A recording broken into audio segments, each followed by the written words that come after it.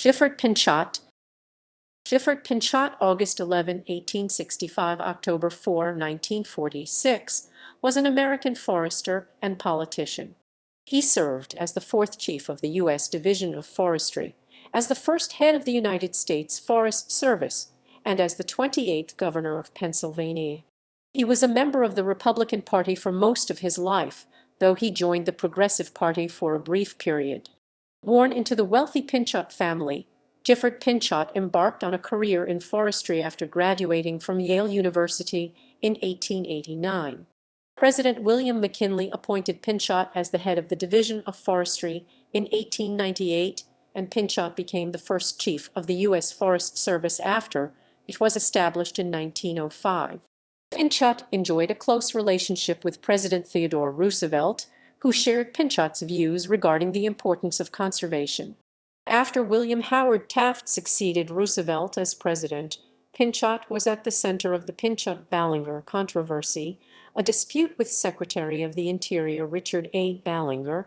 The controversy contributed to the split of the Republican Party and the formation of the Progressive Party prior to the 1912 presidential election. Pinchot supported Roosevelt's progressive candidacy, but Roosevelt was defeated by Democrat Woodrow Wilson. Pinchot returned to public office in 1920, becoming the head of the Pennsylvania's Forestry Division under Governor William Cameron Sproul. He succeeded Sproul by winning the 1922 Pennsylvania gubernatorial election. He won a second term as governor through a victory in the 1930 Pennsylvania gubernatorial election and supported many of the New Deal policies of President Franklin D. Roosevelt. After the repeal of the 18th Amendment, Pinchot led the establishment of the Pennsylvania Liquor Control Board, calling it the best liquor control system in America. He retired from public life after his defeat in the 1938 Pennsylvania gubernatorial election, but remained active in the conservation movement until his death in 1946. Early life and education, 1865 through 1890. Gifford Pinchot was born in Simsbury, Connecticut on August 11, 1865. He was named for Hudson River School artist Sanford Robinson Gifford. Pinchot was the oldest child of James W. Pinchot, a successful New York City interior furnishings merchant, and Mary Inno, daughter of one of New York City's wealthiest real estate developers, Amos Inno. James and Mary were both well connected with prominent Republican Party leaders and former Union generals, including family friend William T. Sherman, and they would frequently aid Pinchot's later political career. Pinchot's paternal grandfather had migrated from France to the United States in 1816, becoming a merchant and major landowner based in Milford, Pennsylvania. His mother's maternal grandfather, Elisha Phelps, and her uncle John S. Phelps, both served in Congress. Pinchot had one younger brother, Amos, and one younger sister, Antoinette, who later married British diplomat Alan Johnstone. Pinchot was educated at home until 1881, when he enrolled in Phillips Exeter Academy. James made conservation a family affair and suggested that Gifford should become a forester, asking him just before he left for Yale in 1885, "How would you like to become a forester?" At Yale, Pinchot became a member of the Skull and Bones Society, played on the football team under coach Walter Camp, and volunteered with the IMCA. With the encouragement of his parents, Pinchot continued to pursue the nascent field of forestry after graduating from Yale in 1889. He traveled to Europe, where he met with leading European foresters such as Dietrich Brandes and Wilhelm Philipp Daniel Schlich, who suggested that Pinchot study the French forestry system. Brandes and Schlich had a strong influence on Pinchot, who would later rely heavily upon Brandes' advice in introducing professional forest management in the U.S. Pinchot studied at the French National School of Forestry in Nancy and returned to the United States in late 1890. Early career, 1890–1910. Early roles. Pinchot landed his first professional forestry position in early 1892, when he became the manager of the forests at George Washington Vanderbilt Roman II, Biltmore Estate in Asheville, North Carolina. The following year, Pinchot met John Muir, a naturalist who founded the Sierra Club and would become Pinchot's mentor and later his rival. Pinchot worked at Biltmore until 1895, when he opened a consulting office in New York City. In 1896, he embarked on a tour of the American West with the National Forest Commission. Pinchot disagreed with the commission's final report, which advocated preventing U.S. forest reserves from being used for any commercial purpose. Pinchot instead favored the development of a professional forestry service which would preside over limited commercial activities in forest reserves. In 1897, Pinchot became a special forest agent for the United States Department of the Interior. Lead forester, head of the Division of Forestry. In 1898, Pinchot became the head of the Division of Forestry, which was part of the United States Department of Agriculture. Pinchot is known for reforming the management and development of forests in the United States and for advocating the conservation of the nation's reserves by planned use and renewal. His approach set him apart from some other leading forestry experts, especially Bernhard E. Furneaux and Carl A. Schenck. In contrast to Pinchot's national vision, Furneaux advocated a regional approach, while Schenck favored private enterprise effort. Pinchot's main contribution was his leadership in promoting scientific forestry and emphasizing the controlled, profitable use of forests and other natural resources so they would be of maximum benefit to mankind. He coined the term conservation ethic as applied to natural resources. Under his leadership, the number of individuals employed by the Division of Forestry grew from 60 in 1898 to 500 in 1905. He also hired numerous part-time employees who worked only during the summer.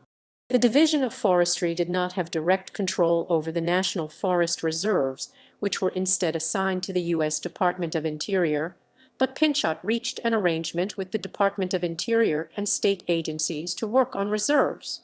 In 1900, Pinchot established the Society of American Foresters, an organization that helped bring credibility to the new profession of forestry, and was part of the broader professionalization movement underway in the United States at the turn of the 20th century. Pursuant to the goal of professionalization, the Pinchot family endowed a 2-year graduate-level school of forestry at Yale University, which is now known as the Forest School at the Yale School of the Environment. It became the third school in the U.S. that trained professional foresters, after the New York State College of Forestry at Cornell and the Biltmore Forest School. Central to his publicity work was his creation of news for magazines and newspapers. Chief of the United States Forest Service. Pinchot's friend, Theodore Roosevelt, became president in 1901, and Pinchot became part of the latter's informal tennis cabinet. Pinchot and Roosevelt shared the view that the federal government must act to regulate public lands and provide for the scientific management of public resources. In 1905, Roosevelt and Pinchot convinced Congress to establish the United States Forest Service, an agency charged with overseeing the country's forest reserves. As the first head of the Forest Service, Pinchot implemented a decentralized structure that empowered local civil servants to make decisions about conservation and forestry. Pinchot's conservation philosophy was influenced by ethnologist William John Magee and utilitarian philosopher Jeremy Bentham, as well as the ethos of the Progressive Era. Like many other Progressive Era reformers, Pinchot emphasized that his field was important primarily for its social utility and could be best understood through scientific methods. He was generally opposed to preservation for the sake of wilderness or scenery, a fact perhaps best illustrated by the important support he offered to the damming of Hetch Hetchy Valley in Yosemite National Park. Pinchot used the rhetoric of the market economy to disarm critics of efforts to expand the role of government. Scientific management of forests and natural resources was profitable. While most of his battles were with timber companies that he thought had too narrow a time horizon, he also battled the forest preservationists like John Muir, who were deeply opposed to commercializing nature. Pinchot's policies also aroused opposition from ranchers, who opposed regulation of livestock grazing in public lands.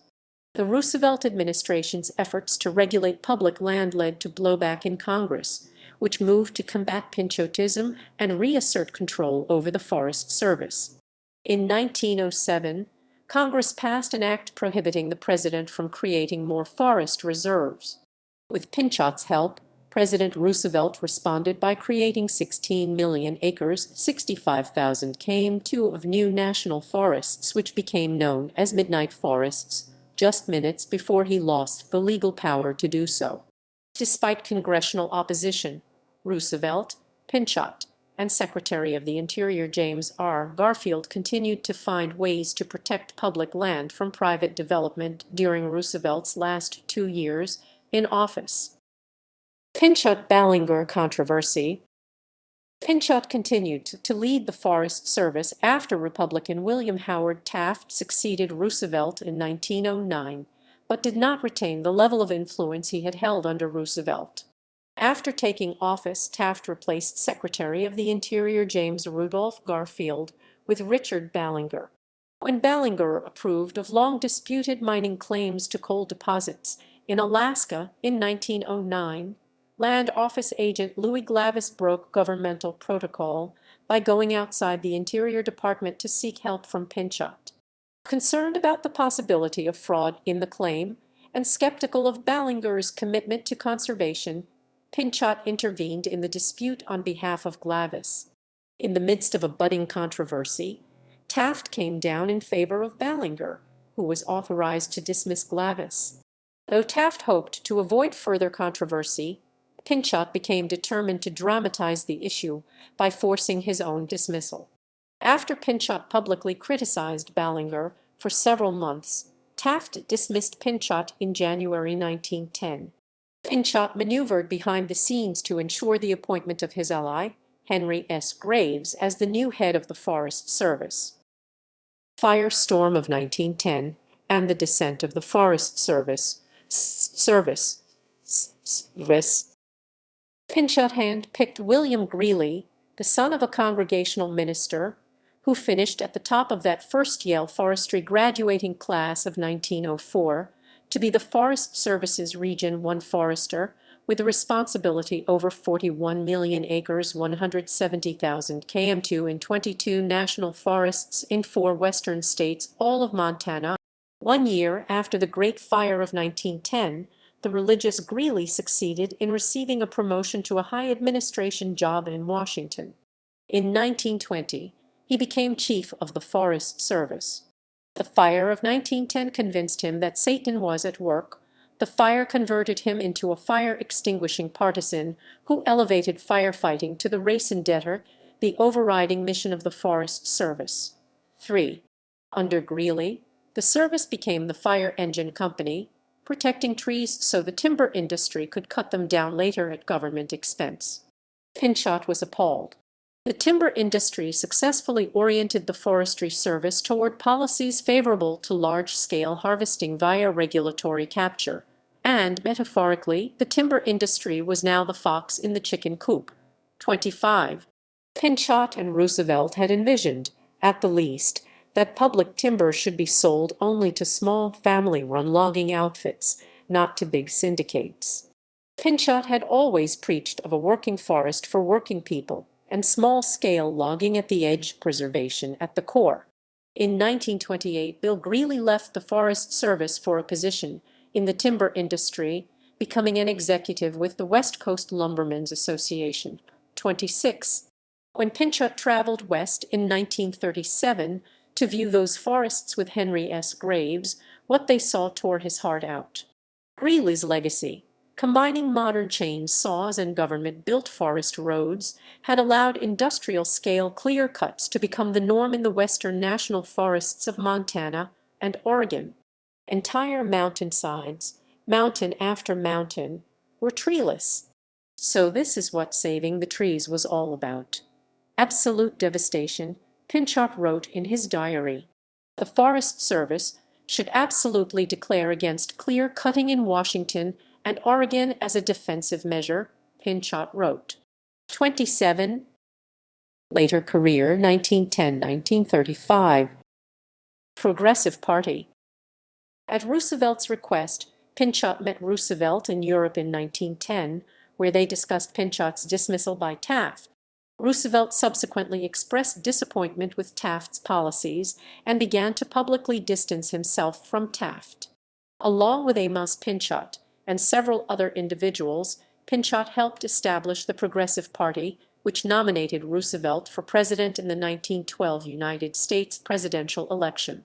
The Pinchots represented the more ideologically left-wing faction of the party, and they frequently feuded with financier George Walbridge Perkins. Though Pinchot campaigned extensively for Roosevelt, Roosevelt and Taft were both defeated by Democrat Woodrow Wilson.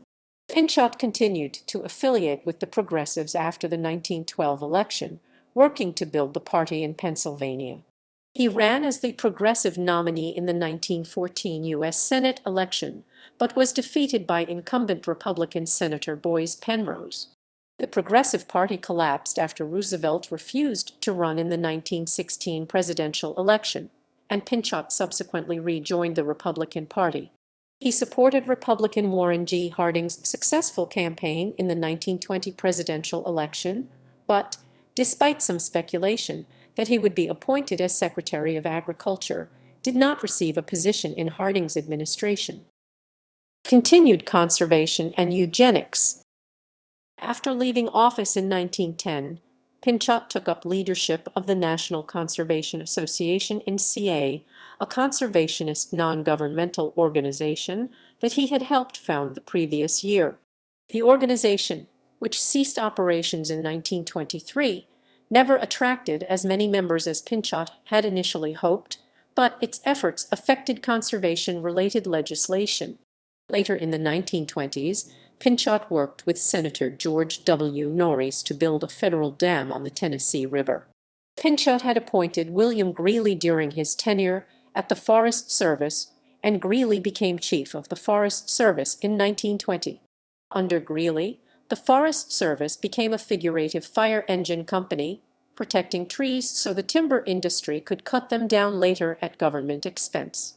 Pinchot had always preached of a working forest in which working people would engage in small-scale logging, while the forests would be preserved, and he was appalled by the large-scale logging undertaken by large syndicates. Pinchot had a more favorable view of Greely's successor, Robert Y. Stewart, and his influence played a key role in blocking several plans to transfer of the Forest Service out of the Department of Agriculture.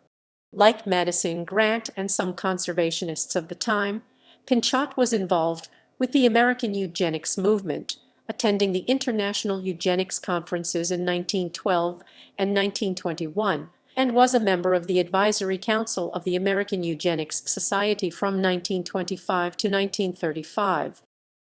First term as governor of Pennsylvania. Governor William Cameron Sproul appointed Pinchot as chairman of the Pennsylvania Forest Commission in 1920. As chairman, Pinchot coaxed a major budget increase from the legislature, decentralized the commission's administration, and replaced numerous political appointees with professional foresters. He narrowly won the three-candidate Republican primary in Pennsylvania's 1922 gubernatorial election, and went on to defeat Democrat John A. McSparran in the general election.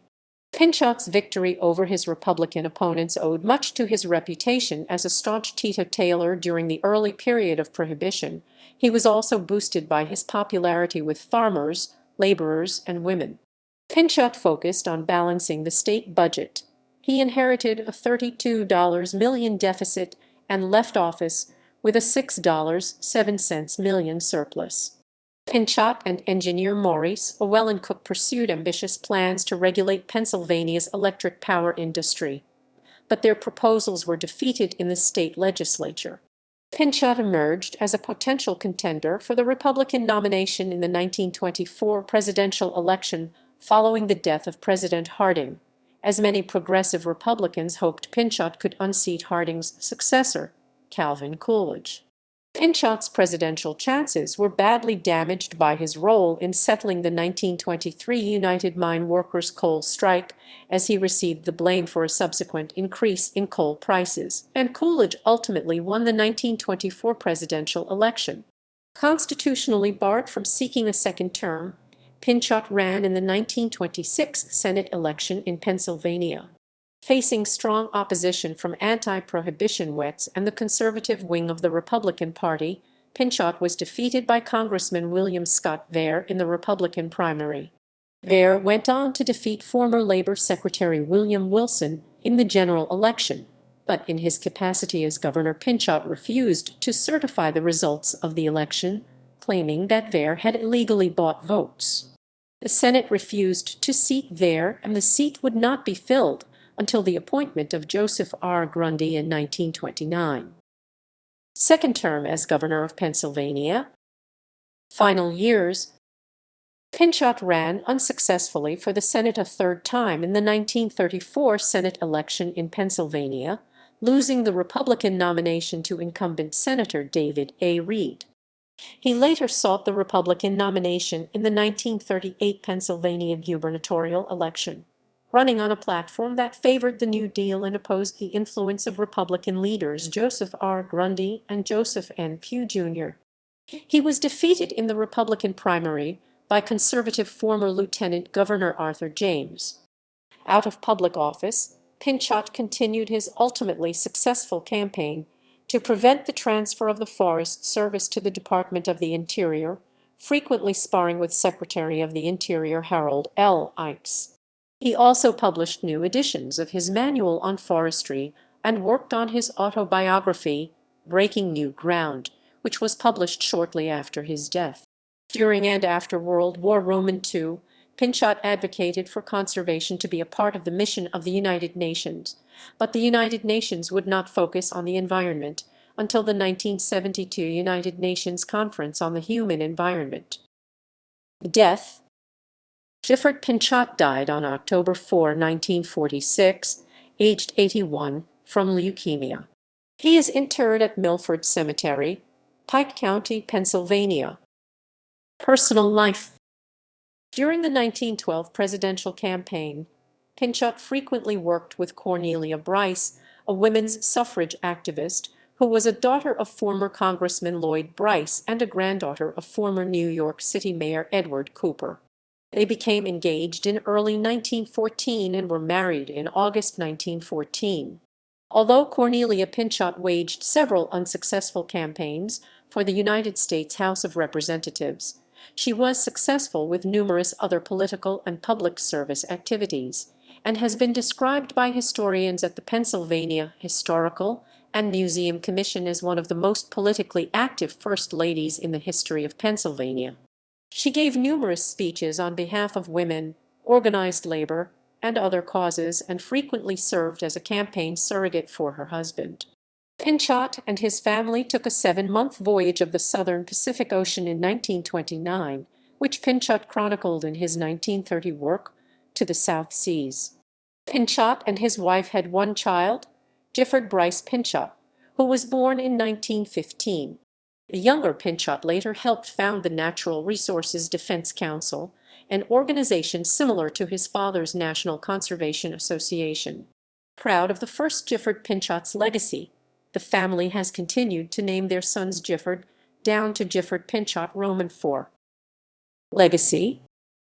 Gifford Pinchot National Forest in Washington and Gifford Pinchot State Park in Lewisberry, Pennsylvania are named in his honor, as is Pinchot Hall at Penn State University. A large coast redwood in Muir Woods, California, is also named in his honor, as are Mount Pinchot and Pinchot Pass on the John Muir Trail in the Kings Canyon National Park in California. The Pinchot sycamore, the largest tree in his native state of Connecticut and second largest sycamore on the Atlantic coast, still stands in Simsbury. The house where Pinchot was born belonged to his grandfather, Captain Elisha Phelps, and is also on the National Register of Historic Places. He is also commemorated in the scientific name of a species of Caribbean lizard, Anolis pinchoti. In 1963, President John F. Kennedy accepted the family's summer retreat house, Gray Towers National Historic Site, which the Pinchot family donated to the U.S. Forest Service. It remains the only National Historic Landmark operated by that federal agency. Gifford Pinchot Roman III, grandson of the first Gifford Pinchot, founded the Pinchot University, now merged with Presidio Graduate School. The Pinchot family also dedicated the Pinchot Institute for Conservation, which maintains offices both at Gray Towers and headquarters in Washington, D.C. The institute continues Pinchot's legacy of conservation leadership and sustainable forestry.